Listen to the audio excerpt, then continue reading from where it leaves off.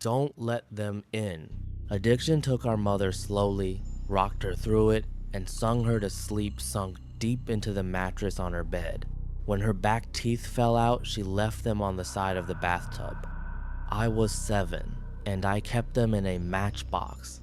The missing pieces of her kept safe, so she wouldn't be lost forever. So maybe one day we could put her back together. Our house fell down around us, and we tried our best to raise ourselves. The ceilings had water damage, and the bottom stairs had dry rot, and in the winters, the radiators would bleed rust. But it was still our house, and Annie made it a home.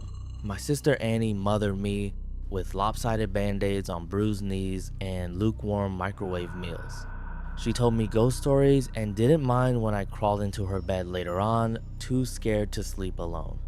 She taught me to dance, barefoot, on the living room carpet, music channel on full volume, on the TV shaking our hips before they were fully grown. She always let me shower first so the water was hot, never complaining when she had to make do with cold. She brushed my hair every day before school, even when I screamed and hit her when she caught the tangles. Annie was dark-haired like her father, whoever he had been, but I was blonde. Annie was desperate to be blonde too, like Marilyn Monroe, like Mom. I think she thought it would make them closer, remind Mom less of her dad. I'd give anything for her to have her hands in my hair one more time, even if it hurt. She moved to New York when I turned 18 and never came back.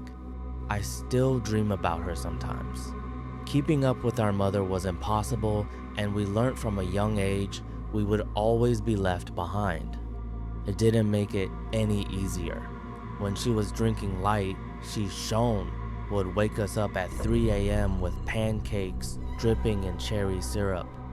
Sometimes when the weather was right and she'd had enough being drunk alone, she would call our school up and tell them we had both come down with summer sickness and we'd drive to the beach instead. I remember being 9 years old in the backseat of the car coming home after one of our ocean days, sucking the salt from my fingers. Annie had just dyed her hair blonde, her best friend Jane helping her bend over our kitchen sink. From behind, I couldn't tell who was mother and who was daughter, radio up and windows down, blowing the sky inside. When she was drinking heavy, she'd be out all night, hair piled up like a beauty queen, eyes glazed over and ringed with glitter and black. Sometimes she'd be gone a day or two. She would never tell us when. One day we just wake up to an empty house and the fridge packed full, post-it note on the front with a smear of Mom's lipstick and the outline of a kiss, telling us she'd be back soon. Sometimes she'd bring guys home, filling the table with beer cans and ashtrays, smoke up to the ceiling, Mom lost in the haze. We'd sleep with pillows over our heads, trying to drown out the music they would blast until the AM, and wake up to strangers at our kitchen table in the morning, asking us where we kept the coffee. When Mom drank too little, she fell apart. She wouldn't buy food, refrigerator, a gaping hole in the wall.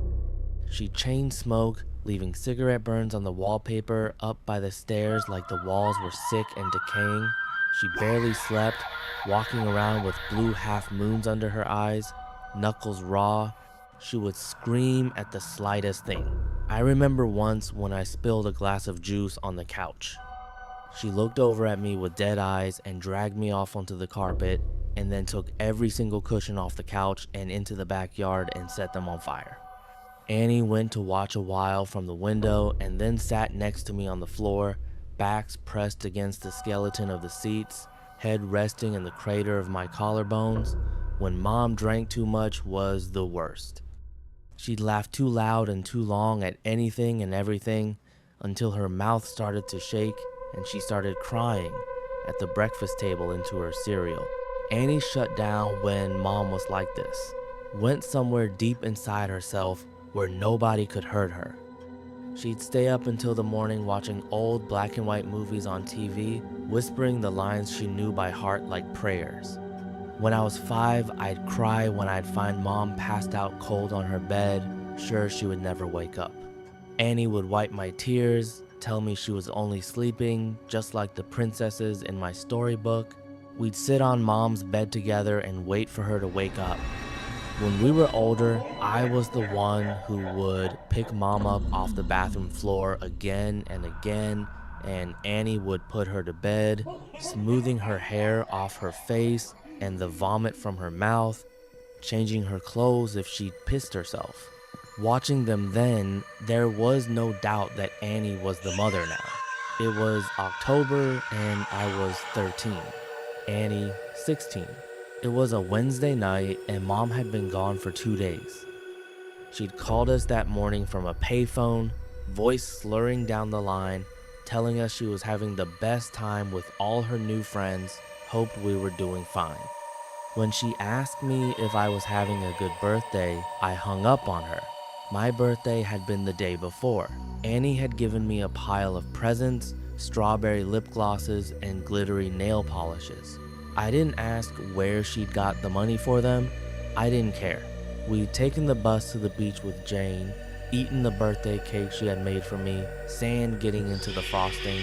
It tasted like sweetness and the sea, and I savored every bite and scrape of sugar against my teeth. We watched the sun go down, Annie snapping grainy photos on her shitty Nokia as I blew out my candles, wishing over and over that Mom wouldn't come home, that she'd just stay gone this time. But that Wednesday night, me and Annie weren't speaking. Anger hung heavy between us, seeping through the floorboards. It began when she tripped at the bottom of the stairs. We'd both laughed, Annie throwing her head back, gap between her front teeth catching the light. When I'd bent to pick her up, I'd caught her breath, warm against the freckles on my cheeks. I let go of her arms and she fell again, hitting the floor and grinning, shaking her hair from her face. Her breath was heavy with whiskey. I couldn't start picking her up too, couldn't watch her fall again and again. Just like Mom, I knew she'd never get back up. I'd stared down at her, blonde hair falling into her eyes, and all I could see was our mother. And then I was running, feet slamming the hallway like heartbeats turned loose. I'd run for the kitchen and tipped every bottle we had down the sink, shoving Annie back as she fought to stop me, catching liquor on her fingers as it fell. She grabbed my shoulders and made me drop the very last bottle. It smashed between us on the floor, glass shards shining like we dragged the stars out of the sky and broken them, pieces we could never put back. Outside, through the open windows, the sky turned pale gold, clouds a mess of pink and cream smeared across the horizon. I cried then, watching Annie on her knees picking up the pieces. That was Annie, always trying to fix things even when it was too late. The smell of food dragged me from my room, stomach-turning traitor inside my ribcage. Annie was cooking pasta, real food, not made in a microwave. She'd set the table, Tammy Wynette singing softly from the CD player, Annie gently swaying her hips as she stirred the tomato sauce, rich and warm. As we ate in silence, with every bite I forgave her. Mom never cooked dinner, or remembered my favorite was spaghetti ever since I was a kid, or stayed sober long enough to sit up at a table. Annie wasn't Mom. We were washing the dishes when we first heard it. A moth was crawling down the inside of the pane and I cracked the window to let it out into the dark. From the backyard came a faint sound. I tilted my head to listen as it was coming from far off, crying. I figured it was Mika, the 2-year-old next door, having a tantrum loud enough for us to catch, or maybe even Lucky Strike, the cat that junkies down the street, begging for food like he sometimes did. I always wanted to feed him when he came around, winding over my ankles, but Annie always stopped me, saying, once you started giving, they never stopped taking. Looking back, I don't think she was talking about the cat. Annie flipped the Christmas lights strung up around the porch, and we sat on the plastic beach chairs, watching the skies. When we were little, we'd sit outside and Annie would tell me the names of all the constellations and the stories of how they came to be hung up in the night sky. I had to grow up before I realized she made them all up as she went along. It was a game we still like to play now, making up ridiculous stories for the shapes we could pick out. Ah, yes, that one there is the Coors Light. It got there when God dropped it out of his convertible window and never picked it up, she said, nodding sagely and hiding her smile. Of course, I said, waving my hands and pointing up past the power lines. Right next to the ashtray, left there by angels on a smoke break. Yeah, they say if you wish on it, all your dreams will come true, said Annie, grinning. She stopped laughing, voice quieter, face tilted up to all those dead stars. Let's wish, Emmy. Let's wish. So we did. The sound of crying interrupted us. It was closer this time, and definitely human. We turned to each other, confused. Annie shrugged and I squinted out into the black. It sounded like a baby, lost and tired and alone. It must be Mika, I said, slowly getting to my feet. Maybe he walked around the back? Shit, do you want to call Connie and tell her we'll bring him over? Annie didn't reply, and I sighed, rolling my eyes. Guess I'll do everything then. I stepped off the porch, grass soft against my heels. The air smelled like it might rain, fresh and clean and growing. A promise unfulfilled. Annie's voice was strained. I turned to her, smiling. It died on my face when I saw the look on her own. Get inside now. She was staring out into the dark, past me, opening the door with one hand behind her, fingers fumbling on the catch. I froze, barefoot in the dirt. I'd found what she was looking at. In the bushes by the back fence was a person, crouched with their knees tucked up neat under the chin, arms wrapped around legs. Their mouth hung wide, softly opening and closing as he cried, like a child lost in the dark.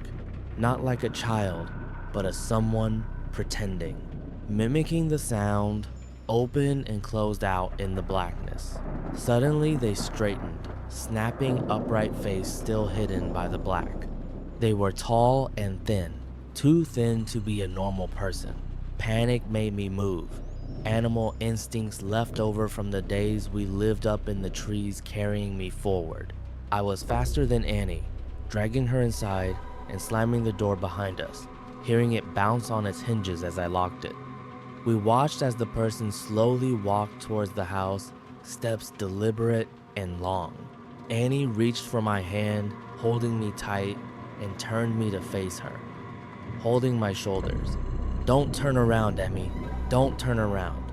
Instinctively, I started to look over my shoulder out into the darkness.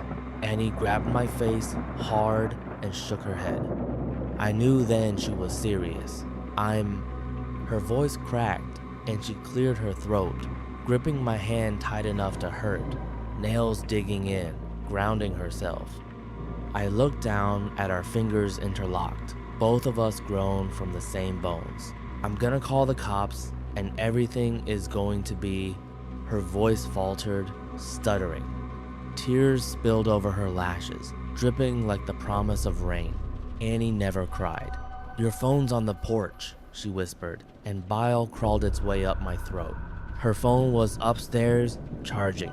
A soft tap tap tapping filled the silence. Annie turned to the window, eye whites showing her eyes were so wide.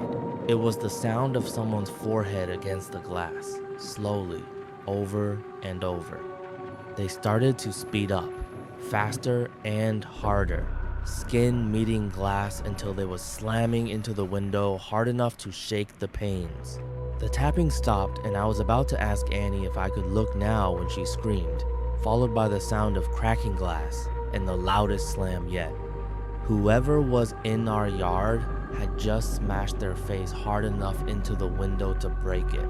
We ran upstairs, two at a time, skipping the ones caved in with dry rot on instinct. I turned behind me once, and Annie yanked my face back before I could see. The sound of broken glass echoed behind us as we made it to the bathroom, locking the door. A thin, wailing cry, like a baby calling for its mother, filled the hallway, trapped between the walls and locked doors. Annie threw her back against the door, feet jammed up against the bathtub, clutching the knife she had grabbed from the kitchen. I did the same, shoulder to shoulder. Slow footsteps started on the stairs, deliberate and casual. The crying had become mocking, almost laughter, shrill bursts of sound and then giggles, high-pitched and abruptly stopping before starting again. The first door on the upstairs floor was my bedroom, and we heard the distinct sound of it slamming open. They were looking for us. "What the fuck is going on?" I asked Annie, not even bothering to brush away the tears that I couldn't stop falling.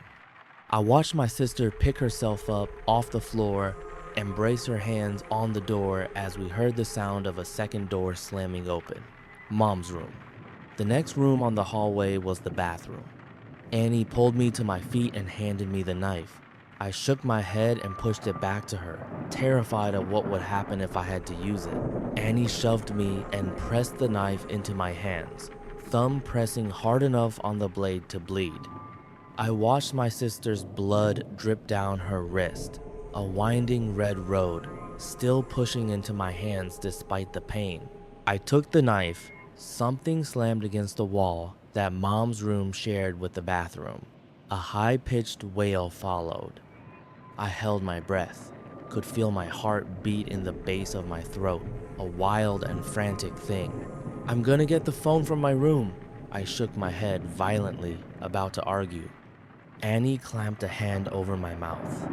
I could taste the blood on her hand, salty and sweet, like birthday cake by the ocean. "Yes, I'm gonna get the phone, and I'm gonna call the cops, and we're going to be okay." I shook my head again. "It's the only way. When I go, I need you to lock the door and you don't open it for anything or anyone. Not for me, not for anyone. Promise me." I shook my head, and Annie pressed her hand into my mouth, crushing my teeth against my lips so it made my eyes water. "Yes, promise me, Em." Something smashed in the room next door. Annie brushed the hair off my face, gently tucking it behind my ear. "Promise," she mouthed and unlocked the door as slowly as possible, bolts scraping gently. I watched the curve of her shoulder disappear into the black hall outside, like the moon in eclipse, and then she was gone. I couldn't move or breathe for a second, and then I slammed the bolt shut just as something bounced off the outside of the door. A high-pitched scream followed, handle rattling up and down hard enough to pop one of the screws. I watched it roll towards me on the tiles, and then silence. I sat with my back to the door, holding the knife and wishing I was holding Annie's hand instead. Still silence. Nothing but me and my lungs slowly filling the room with my breath. "Em?" came a voice through the door. I started, hands gripping the knife. "Honey, what's going on?" "Mom?" My voice cracked. "Mama, is that you?" I wrapped my arms around myself, shaking, trying to keep myself still. "Sweetie, it's okay, just open the door. It's okay, just let me in." The handle rattled again, gentler. "Just let me in. It's all okay."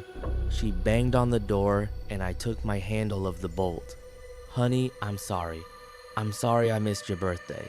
I'm sorry I'm such a terrible mother. Please." Her voice broke and she started to cry. "Just let me in, baby. I'm so sorry." I screwed my eyes shut. She sounded so sad and so lost. I just wanted her to hold me like when I was a kid, and I'd come in off the swings with a scraped knee. Maybe this time she meant it.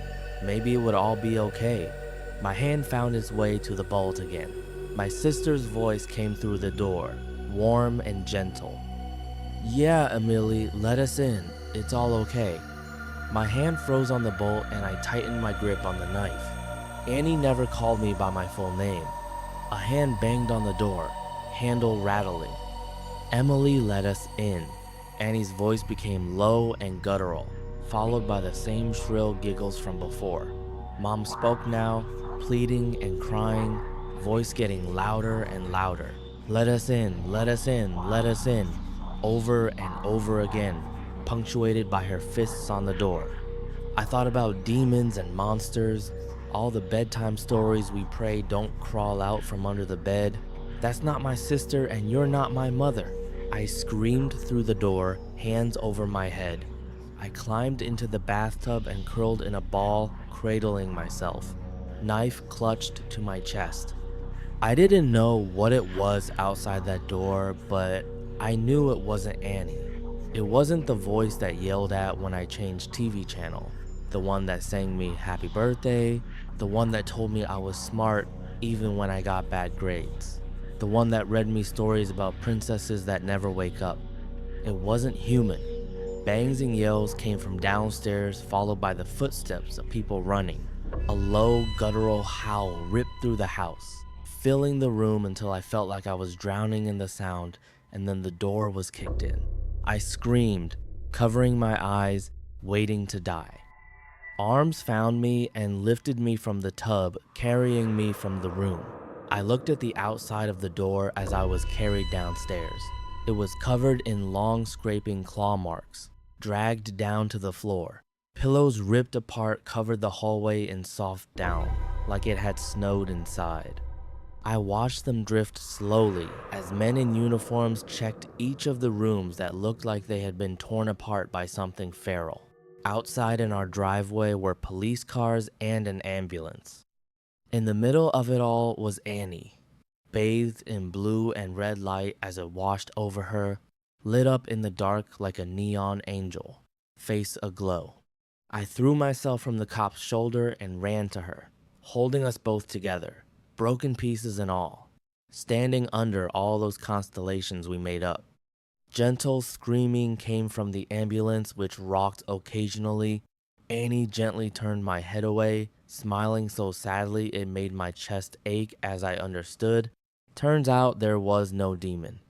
No wild animal or bad men trying to break in. Just Mom, out of her mind on booze and drugs and everything in between, coming to the end of a week-long binge. Something had finally broken inside her head, and this time we couldn't put her back together no matter how hard we tried. Sometimes you fall one last time and you never get back up. Annie had seen her in the garden, blood dribbling from her mouth, track marks bulging on her forearms like unmapped roads, rail thin and desperate for one more hit, one more fix. She'd searched the kitchen for all the drink I'd thrown away, and when she hadn't found it, had come to hunt for the stash she hid in the bathroom. She hadn't wanted me, just the drugs on the other side of the door, so high she could mimic Annie's voice almost perfectly. Turns out the real monsters are the ones that eat you alive slowly, the kind that come in a bottle or a needle or at the end of a long list of reasons why you can't get out of bed in the morning. Sometimes the monsters are the ones that raise you or love you the most, but it's up to you if you let them in. The next one. Something walks whistling past my house every night at 3:03. Every night, no matter the weather, something walks down our street whistling softly. You can only hear it if you're in the living room or the kitchen when they walk by, and it always starts at exactly 3:03.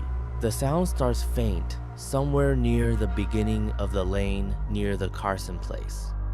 We're towards the middle of the street, so the whistling moves past us before fading away in the direction of the cul-de-sac. When I was younger, my sister and I would sneak into the kitchen some nights to listen. Mom and Dad didn't like that, and we'd catch hell if they found us out there, but they were never too hard on us since we always stuck to the one big rule. Don't try to look at whatever was whistling. My neighborhood is a funny place. I've lived here since I was 6, and I love it. The houses are small but well kept. good-sized yards, plenty of places to roam. There are a lot of other kids here my age. I turned 13 back in October. We grew up together and would always play foursquare in the cul-de-sac or roam around from back porch to back porch in the summer. This was a good place to grow up. I'm old enough to see it. And there's only the two strange things here: the night whistling and the good luck. The whistling never bothered me much. Like I said, I couldn't even hear it from my bedroom, but mom and dad don't like talking about it, so I've stopped asking questions. My dad is a strong guy, tall and calm. He has an accent since he moved to the US as a kid. His family, my grandparents, they're from the islands. That's what they call it. My dad, the only time he isn't so calm is if the whistler comes up. He talks a little quicker then, eyes move faster, and he tells us not to think about it so much and to always remember the one rule. The big rule: don't try to look outside when the whistler goes past. Not that we could look even if we wanted. See, there are shutters on the inside of every window, thick pieces of heavy canvas that pull down from the top and latch to the bottom of the window frame. Each latch even has a small lock, about the size of what you'd find on a diary. My dad locks those shutters every night before we all go to bed and keeps the key in his room. My mom, I don't know what she thinks about the whistling. I've seen her out in the living room before at 3:03 when the sound starts. I could see her if I cracked my door open just an inch to peek. She's not out there often, at least I haven't caught her much, but once or twice a month I think she sits out there on our big red couch just listening. The whistler has the same tune every night. It's cheerful. Da da da da da dum. Da da da da dum. Remember how I said there are two odd things about where I live? Well, besides our night whistler, everyone in my neighborhood is really lucky. It's hard to explain, and Dad doesn't like us talking about this part much either, but good things just seem to happen to people around here a lot. Usually, it's small things: winning a radio contest, or getting an unexpected promotion at work, or finding some arrowheads buried in the yard. You know, the authentic kind. The weather is pretty good and there's no crime, and everybody's gardens bloom extra bright in the fall. A million little blessings. I've heard my mom say about living here, but the main reason we stay here, why we moved here in the first place, is my sister Nola. She was born very sick, something with her lungs. We couldn't even bring her home when she was born, only visit her in the hospital. She was so small, I remember, small even compared to the other babies. A machine had to breathe for her. We moved into our house here to be closer to the hospital. As soon as we moved here, Nola started getting better. The doctors couldn't figure it out. They chalked it up to whatever they were doing, but we all could tell they were confused. But my parents knew, even I knew, Nola getting better was just another of the million little blessings we got for living in our neighborhood. So that's why we stayed even after we found out that for every small miracle that happens here every day, now and then, some bad things happen. But they only happen if you look for the whistler. See, our neighborhood has a welcoming committee. They show up with macaroni casserole and a gift basket and a manila folder whenever someone new moves in. They're very friendly. 4 people showed up when we moved in 7 years ago. The committee made small talk, gave me a Snickers bar, and took turns holding Nola. It was her first week out of the hospital, so they were extra careful. Then, the committee asked to speak to my parents in private, so I was sent to my room where I still managed to hear nearly every word. The welcoming committee told my parents about how nice the neighborhood was, really exceptionally hard to explain kinda nice. And then they told my parents about the even harder to explain whistling that happened every morning at 3:03 and ended at the tick of 3:05.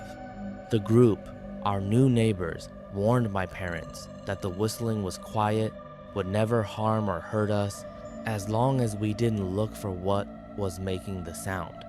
This part they stressed, and I pushed my ear into the door, straining to hear them. People who went looking for the whistler had their luck change, sometimes tragically. A black cloud would hang over anyone that looked. Anything that could go wrong would. The manila envelope the committee brought over contained newspaper clippings, stories about car crashes and ruined lives, public deaths, and freak accidents. Not everyone dies, I heard the head of the committee tell my dad, but the life goes out of them. Even if they live, there's no light in them ever again, no presence. My mom, I could tell she wasn't taking it seriously. She kept asking if this was some prank they play on new neighbors. At one point, my mom got angry, accused the committee of trying to scare us out of our new home, asked them if they were racist on account of my dad being from the islands. My dad calmed her down, told her he could tell our new neighbors were sincere and they were just trying to help us. He explained that he grew up hearing these kinds of stories from his mom and that he knew there were strange things that walked among us. Some of those strange things were good and some were bad, but most were just different. After the committee left, Dad went out to the hardware store, bought the canvas blinds, the latches, and the locks, and installed them on every window in the house after dinner.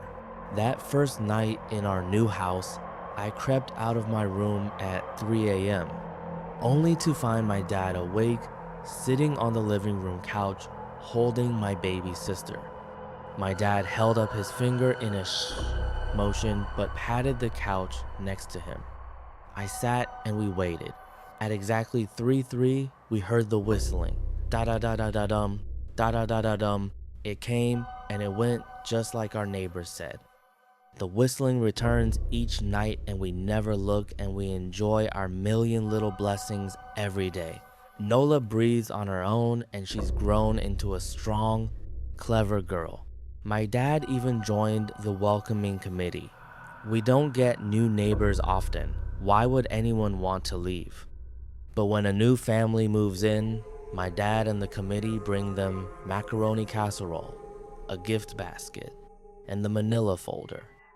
I can always tell by the look on my dad's face when he comes back if the family took the committee seriously or if we'd be getting new neighbors again very soon. Not long ago, a family moved in across the street from us. The previous owner, Miss Maddie, passed away at age 105. She'd lived a good, long life. Our new neighbors seemed like they'd fit in just fine. They believed the welcoming committee took my dad's advice about the locking shutters since they had a young child of their own. Whatever newspaper clippings were in that manila envelope, whatever evidence, my dad never let us see. But I imagine it must have been awfully convincing since our neighbors got along with no issues for the first month. One night, when our new neighbors had to leave town, they sent their son, Holden, to stay with us. He was 12, a year under me in school. I didn't know him well before that night, but as soon as his parents dropped him off after dinner, I could tell it was going to be a bad time. Do you know who is always out there whistling every night? Holden asked the moment the adults left the room. The three of us were sitting in the den. Some Disney movie playing idly on the television. My sister and I exchanged a glance. "We don't talk about that," I said. "I think it's that weirdo that lives in the big yellow house on the corner," Holden said. "Mr. Tolles?"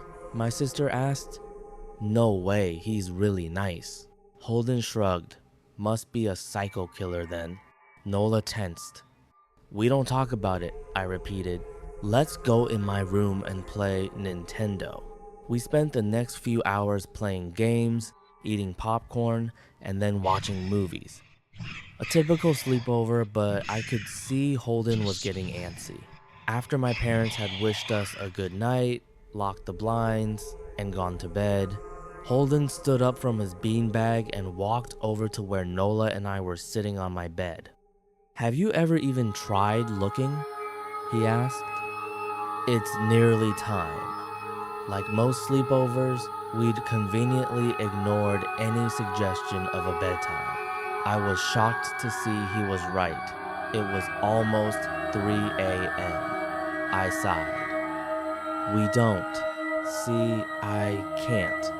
I can't even try to look because my dad locks the blinds every night and hides the key," he continued, ignoring me. "So does our dad," said Nola. "No," replied Holden. "No, he doesn't." "You saw him do it," I said, a little sharper than I meant to sound. Holden grinned. "Your dad locks the blinds." "Yeah, but he doesn't hide the key. He keeps it right on his normal keychain." "So?" I asked, worried I already knew what he would say next. Because I had noticed that my dad didn't bother hiding the key anymore after all of these years. Because he knew we took it seriously. "So, after your dad locked up but before your parents went to bed, I went to the bathroom. And on my way, I may have peeked into their room, and I may have seen your dad's keychain on his nightstand, and I maybe went and borrowed the key to blinds." Nola and I stared, and his grin only grew wider. "You're lying," I said. Holden shrugged. "You can check if you want. Just open your parents' door and look. You'll see his keychain right there on the nightstand. Stay here," I told both of them. "Don't move a muscle." I hurried over to my parents' room but hesitated at the door. If Holden wasn't lying, my dad would be angry. Beyond angry. I was scared thinking about it, but more scared of an open window with the Whistler right outside. I opened the door barely an inch and looked in, but it was too dark to see. Taking a deep breath, I walked into the room. 2 steps into the dark, I froze. The whistling started, and I could hear it clearly from my parents' room. I never realized, but they must have heard the sound every night since we moved into the house. They never told us. I don't think I could have slept through it. I stood there, listening to the whistling come closer, unsure whether I should turn on a light or call out for my dad. Soft sounds from the living room brought me back to reality. "Nola," I yelled, running out of my parents' room. Holden and Nola were standing near the front door next to a window. Holden wasn't lying. I could see him fumbling with the lock on one of the blinds. I heard a click. He did have the key. Holden let out a quick laugh. Nola stood next to him, hunched up, afraid but maybe curious. The whistling was right outside our house now. I think I made a sound, called out. I can't remember. Time felt frozen, clock hands nailed to the face. But I found myself moving. I'm not fast, I've never been athletic. Somehow, though, I covered the space between myself and Nola in a moment. My eyes were locked on her, but I heard Holden pull the blind all the way down so it could release. I heard the snap of it start to raise, and I heard the whistling just on the other side of the window. But I had my arms around Nola, and I turned us so she was facing away from the window. At the same time, I jammed my eyes shut. The blind whipped open. The whistling stopped. I felt Nola shaking in my arms. "Don't look, okay?" I told her. "Don't turn around." We were positioned so that she was facing back towards the hallway and I was facing the window. My eyes were still closed. I felt her nod into my shoulder. I reached out with the arm not holding Nola and tried to touch Holden. My hand brushed against his arm. He was shaking worse than Nola. "Holden?" I asked. Silence. I reached past him and gingerly felt for the window, eyes still sealed shut. The glass was cold against my fingertips, colder than it should have been for the time of year. I moved my hand up the window, searching for the string to the blind. The glass began to get warmer the further I reached, and there was a gentle hum feeding back into my fingertips. I tried not to think about what might be on the other side of the window. Finally, I touched the string and yanked the blinds shut. I opened my eyes. In the dim light leaking out from the kitchen, I could make out Holden, pale and small, staring at the now closed window. "Holden?" I asked again. He turned towards me and he screamed. Everything became a flurry of motion. Lights sparked to life in the hall, then the living room. My parents' footsteps thudded across the hardwood floor. I didn't turn to look back at them. My eyes were glued to Holden.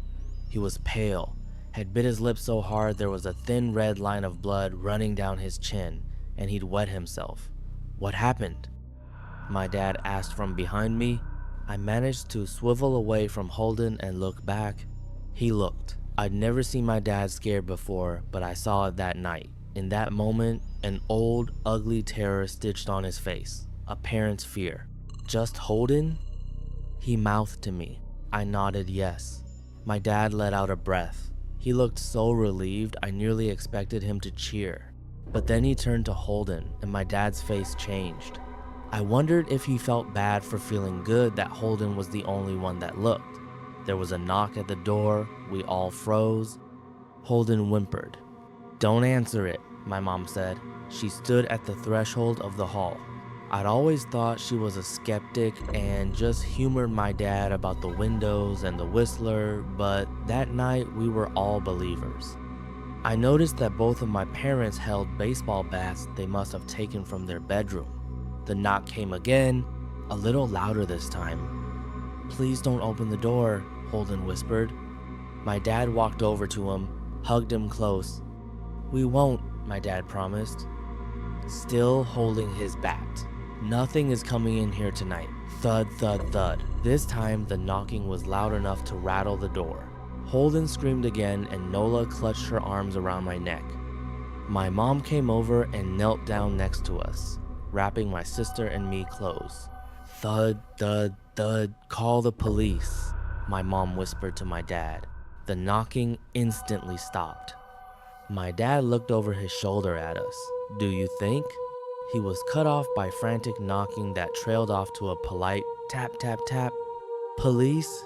Something said from the other side of the set. The voice from outside sounded exactly like my mom, like a parrot repeating the words back to her. "Police. Call. The police. Tap, tap, tap, police." My mom pulled us closer. "Police. Police. Police. Police. Please stop," I heard her whisper. "I don't think calling them will help," my dad said. "How will we know when they're the ones at the door?" The knocking came back harder than before. The door shook, then it stopped. After a long moment, I heard the knocking again, but it was coming from our back door. We all turned together towards the back door, but the knocking immediately returned to the front door. Front to back to front, loud then quiet, then loud again. Suddenly, the sound was coming from both doors at once. Big, heavy blows like a sledgehammer. Then something started rapping against all of the windows in the house. Then the walls. It was like we were living inside a drum with a dozen people trying to play at once. Or we were a turtle and something was attempting to claw us out of our shell. "Stop!" Holden yelled.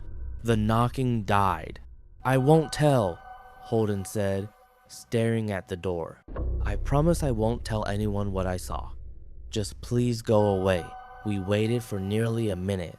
Then we heard it, a soft tap, tap, tap coming from the window Holden had looked through earlier. Holden started to cry, sobbing like a prisoner, watching gallows being built outside their cell. My dad held him, brushed his hair but never lied to him, never told him things would be okay. The tapping at the window went on for the rest of the night. We huddled together in the living room for I don't know how long. Eventually, my mom tried to take us kids into my room while my dad stayed to watch the door. But the second we moved into my bedroom, the knocking came back, so loud it was possible to ignore. I was afraid the door couldn't take it. We went back to the living room and the knocking stopped. Only the tap tap tap on the window remained. None of us slept that night. The tapping stopped around 7 a.m. That's about the time the sun comes up here. We waited another 2 hours before my dad opened the blinds from one window. He made us all go back to my parents' bedroom first. I heard him open the door, then come back in. Okay, he told us. It's done. Holden's parents came back around lunchtime. My mom and dad walked Holden over to his house, and they all went inside for quite a while. Nola and I watched from the window. She stuck to me the whole day, right at my side, sometimes holding my hand. When my parents came back, they looked grim, but wouldn't tell us what they said to Holden's family. It was a Sunday, so we all spent the day together, ordered pizza, and watched movies. That night, everyone slept in my room. Nola and my mom in the bed with me, my dad in a chair he'd pulled over. There was no knocking that night or any night since. We didn't see much of Holden or his parents for the rest of that week, but by Thursday, there was a moving truck in their driveway. Nola and I watched them packing up the whole afternoon after school. What sticks with me most is how tired Holden and his parents looked. All three had the same pallor, grim mouths, and lightless eyes. Even from across the street, I could tell something was very wrong. Holden and his family were gone before sunset. I remember what the original welcoming committee said to my parents when we moved in. Not everyone who looks at the Whistler dies, but even those that live have the light go out of them, and the rest of their lives are full of misfortune. A million little tragedies. I think Holden's parents must have looked either to comfort him if they didn't believe or share the burden if they did. I watch Nola some days, happy and young and alive, and I wonder if I'd been slower. If she'd looked out the window that night, would I have looked too? To comfort her? To share that burden? I'm glad I don't have to find out. We still live in that house, in that neighborhood. We still hear our Whistler walking past every night. The blessings, the luck, the good things here are too good to leave, but we're careful. We don't have friends over to spend the night anymore. And my dad hides the key to the blinds very, very well. Not that I've gone looking, some things you just don't need to look for.